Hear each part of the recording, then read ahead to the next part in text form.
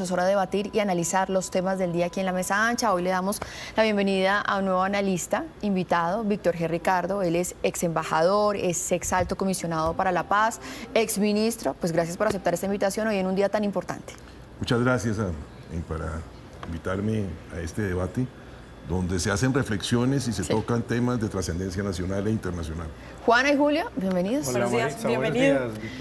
Pues muchos temas en la agenda para analizar hoy en la mesa ancha, pero vamos a arrancar con los problemas en casa, lo que está pasando en el Catatumbo. Estamos hablando de 80 personas muertas, asesinadas en medio de estos enfrentamientos entre el ELN y las disidencias. Estamos hablando de miles de personas desplazadas y una muy difícil situación humanitaria. Una primera lectura de esto, ¿cómo llegamos a este punto en el Catatumbo? Estamos hablando de una guerra que se desató el jueves y hoy ya hablamos de decenas de muertos. Doctor Víctor G. Ricardo. Yo creo que lo que está sucediendo en el Catatumbo es lamentable, pero es la sumatoria de errores cometidos en el pasado. En materia de orden público, por ejemplo, el Estado tiene que estar pendiente no solamente de la seguridad, sino tiene que estar pendiente de cómo hace presencia. La presencia no solamente tiene que ser militar, la presencia tiene que ser institucional y social. Por ejemplo, educación, salud, carreteras. Y tenemos que dejar la costumbre que hemos venido teniendo en el pasado, que cada vez que hay un problema, hay un paro o algo, entonces mandamos un ministro que seguramente, en vez de ir con una posición previamente estudiada, va a lograr que se levante y se comprometen en lo que no es viable hacer o algo peor, se comprometen en algo que no cumple. Esto que se ve en el Catatumbo es un ejemplo de lo que puede pasar en distintas regiones del país. Por eso hay que ponerle mucha atención, por eso hay que ser conscientes de que los temas, cuando se manejan mal, terminan mal. Mire, bueno, Víctor G., que justamente este fin de semana intenté hacer un trabajo de entender qué estaba pasando, buscar en los archivos, y hay un evento primordial en el Catatumbo que es el paro de Nororiente en 1987. En ese paro se paraliza realmente el Catatumbo del 7 al 13 de junio del 87 para llegar a unos acuerdos, ¿no? La población del Catatumbo, el campesinado, salió masivamente, más de 6.000 personas, a pedir carreteras, colegios, hospitales, es decir, estamos totalmente olvidados. En ese momento, gran presencia también de la guerrilla, es que no es nuevo lo que está pasando. Se llegaron a unos compromisos que se incumplieron completamente y estamos en 2025 y no tenemos nada de esos compromisos que adquirió el Estado colombiano en el 87. Y un detalle que es muy diciente es que los municipios que entraron en esa negociación son los municipios de San Calixto, Abrego, Arari, que hoy en día y en estos días es donde se concentran los enfrentamientos entre las disidencias de las FARC y el ELN. Yo estoy de acuerdo en que el problema del Catatumbo es un problema de ausencia del imperio de la ley, que incluye muchas cosas, ¿no? No solamente es la presencia de la fuerza pública, no solamente son los fusiles y las armas y el monopolio de la fuerza por parte del Estado, sino otros factores y elementos que posibiliten el desarrollo de una región y que posibiliten el desarrollo humano de los pobladores para que no haya tierra fértil, para que lleguen unos bandidos, unos asesinos a hacer este tipo de cosas. Pero hoy, en este momento, digamos, es cierto que hay unos elementos estructurales más allá del tema de orden público, más allá del asunto de las balas, pero hoy, en este momento, pues es claro que es el momento de la mano dura, ¿no? Porque, entre otras cosas, no hay otra alternativa, ¿no? Se ha ensayado, digamos, un enfoque de diferentes enfoques de negociación en el país, no solo en el Catatumbo, que no pues han es que por lo menos dado la los semana pasada había una mesa de diálogo con el ELN y ahí en ese momento una mesa de diálogo con las disidencias. Y el último enfoque de negociación que tenemos, digamos, es desde la condescendencia, ¿no? Ayer yo creo que el ministro de Defensa, en unas declaraciones muy desafortunadas, resumía en qué consiste esa condescendencia. Decía, básicamente, que el ELN no se está comportando como una guerrilla, sino como paramilitares, dándole un estatus de superioridad moral al ELN, que ha cometido todo tipo de acciones horrendas, criminales en la historia del país.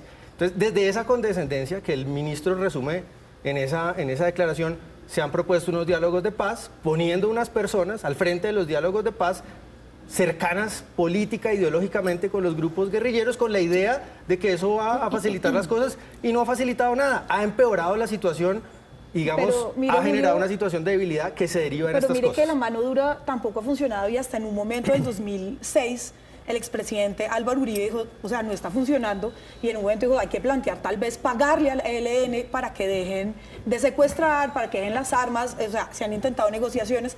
Claramente en este momento el enfrentamiento es casi imposible de dejar, pero entonces si nos seguimos quedando en simplemente un enfrentamiento militar y el Estado no aparece de otras formas en estas regiones, vamos a seguir en este ciclo que llevamos décadas viviendo. Si tú me permites un momento, por ejemplo, usted hablaba de la presencia del Estado y de recobrar el Estado de la ley, el Estado de Derecho, que impere el Estado de Derecho.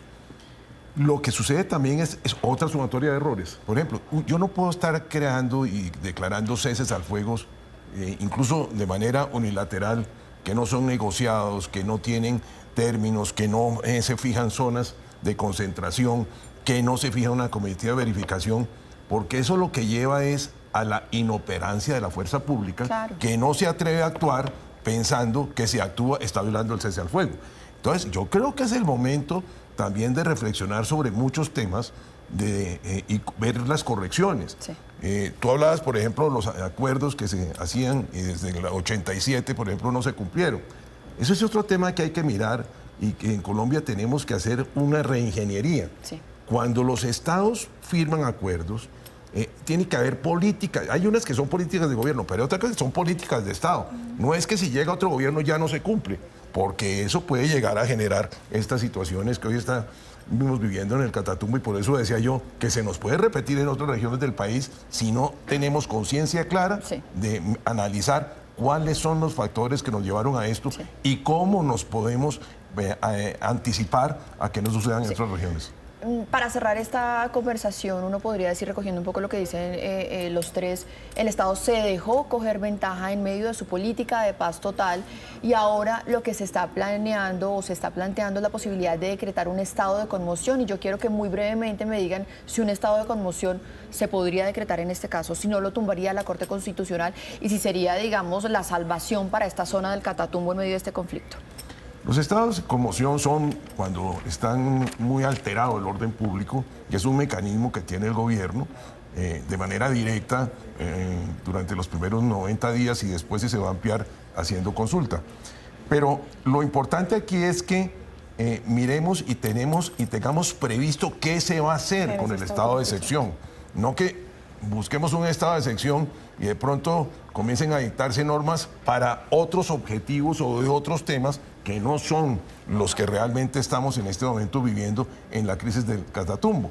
Entonces, el estado de excepción es un mecanismo jurídico que establece la Constitución para los gobiernos, pero que tiene que ser utilizado y previamente concebido y analizado qué es lo que se va a hacer. Sí, Juan y Julio, muy rápidamente para pasar a nuestro siguiente tema, que por supuesto es Trump. Exacto, ¿cuál es el plan, no, para manejar la urgencia? Pero sabemos que así se maneje la urgencia.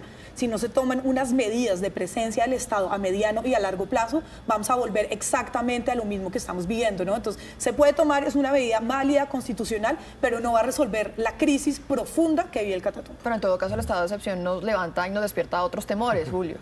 Muy curioso que sea un gobierno de izquierda. La izquierda colombiana ha criticado históricamente los estados de conmoción, los estados de excepción.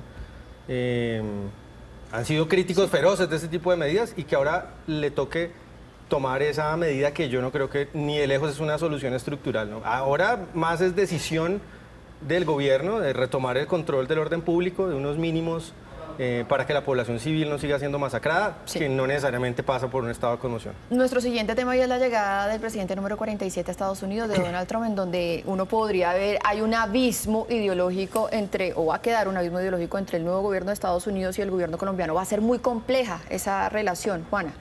Pues yo creo que en este momento para Estados Unidos Colombia no es una prioridad. Y no creo que ni siquiera Donald Trump tenga muy claro quién es Gustavo Petro, que le interese Colombia o que esté dentro de uno de los principales puntos de su agenda. Creo que más bien es bien interesante que esta llegada de Donald Trump tiene una visión más imperialista, pero que ya lo ha dicho claramente y lo repitió el martes, dijo, hacia Groenlandia, Canadá, el interés de Panamá, ¿no? Ya dijo cuáles son más o menos sus intereses en cada lugar del mundo y dudo mucho que lo que va a ser difícil va a ser para los colombianos en situación ilegal en Estados Unidos. Ellos iban a tener un momento muy difícil, ya anunció además que desde hoy que asume el mandato presidencial de nuevo hasta 2029, vuelven las redadas en todas las ciudades para hacer deportaciones masivas y hay que tener súper claro que para Colombia, Estados Unidos es uno de los países en los que mayor se concentra la migración colombiana. Claro. Entonces esto va a ser un golpe para la ciudadanía que vive allá bastante importante. Pero si hay dos temas en la mitad, un poco que es la migración, porque además por Colombia y por la selva del Darién atraviesan muchos de esos migrantes que llegan también en una oleada de Estados Unidos, y también el tema de la lucha contra las drogas. Trump es un personaje muy impredecible desde todas las ópticas. Cuando llegó Biden, más o menos se sabía cuál iba a ser el relacionamiento de las políticas, etcétera. Con Trump hay muchas dudas en lo económico, por ejemplo, si va a lograr manejar ese enorme déficit que tiene el gobierno de Estados Unidos. En lo migratorio, ¿qué tanto? Difícilmente que consiga todo su objetivo, pero ¿qué tanto de esos 11 millones de personas que supuestamente va a expulsar de Estados Unidos va, digamos, a qué número va a llegar? Y en la diplomacia, quizá lo más relevante para América Latina es cuál va a ser su posición hacia Venezuela. Si pragmática, desde el aislacionismo, no meterse con Venezuela y mirar qué saca en temas petroleros y migratorios con Maduro, o si se va a enfrentar a la dictadura. Puede que para Trump no sea importante Colombia, pero creo que sí hay actores relevantes como Marco Rubio dentro del gobierno, nuevo gobierno, que para los que Colombia sí es, digamos, sí aparece en el mapa. En ese tema como Venezuela, ayer personas muy cercanas a Trump decían que Trump estaba incluso dispuesto a quitarle la licencia a Chevron, que es esa petrolera que todavía funciona allí en Venezuela. Doctor Víctor G. Ricardo, para cerrar este tema. Yo creo que lo que viene para nosotros son momentos de análisis y de manejo cuidadoso. El presidente Trump, usted lo decía, es impredecible, pero hay temas también que pueden ayudar a que no nos ayude el futuro. ¿Cuál es? Por ejemplo, en materia de política internacional hay que ejercer una política con los partidos, no solamente con los demócratas, sino con los republicanos. Desafortunadamente el gobierno no tenía esa visión y se jugaba solamente por los demócratas. Segundo, el narcotráfico ha subido inmensamente. Las fanegadas de cultivos ilícitos se han profundizado. La acción de los grupos terroristas, que entre otras cosas sirven de combustible al conflicto, pero que está metido en el fondo del narcotráfico, va a ser un tema trascendental. Yo sí creo que Trump sabe más de Colombia de lo que la gente cree, y el que sí sabe de Latinoamérica es el secretario de Estado. Yo creo que va a haber aplicaciones duras en materia de control de narcotráfico. En materia migratoria, pues seguramente van a salir algunos colombianos lesionados de los que viven en Estados Unidos. Para nosotros tenemos en esta materia que ser conscientes de que independientemente de que el gobierno sea de izquierda o sea de derecho, aquí hay un tema de interés supremo, que es que Estados Unidos es nuestro primer socio comercial. Segundo, que Estados Unidos es el primer país que aporta a las soluciones de conflictos colombianos. Y tercero, a que las relaciones diplomáticas con el partido y con el gobierno tienen que manejarse con mayor énfasis y sin mayor teoría ideológica, sino pragmática. Doctor Víctor G. Ricardo, pues muchísimas gracias. Por supuesto, también estamos de cara al fantasma de la desertificación. Vamos a ver qué pasa con todo eso. Muchísimas gracias por aceptar la invitación de Noticias RCN. Juan y Julio, también muchas gracias. Mañana nos veremos de nuevo.